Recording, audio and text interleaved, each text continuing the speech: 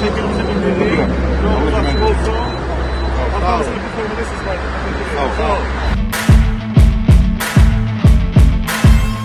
Daxili İşlər Nazirliyi və Ekologiya Təbii Sərvətlər Nazirliyi tədbir keçirib, təmiz havarla əlaqədar olaraq.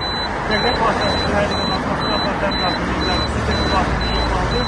200 miqdarda normadan artırılır. Xahiş edir, bunu nəzərə alarsınız.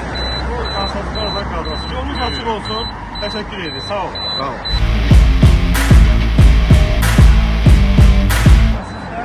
Avtomobilin mühərriyə avtomobillərin miqdarı normadan artıq olduğu belə olan təqdirdə inzibati məsləhət yaradır və Azərbaycan Respublikası İnzibati Xidmətlər Məcəlləsinin 342.5-ci maddəsindən barənizdə protokol tərtib olunacaq. Zəhmət olun sənədlərini təqdim edirik.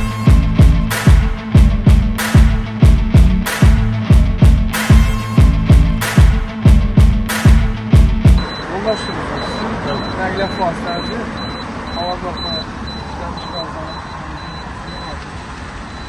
Artıqdır? Bəli, normalardan artıq.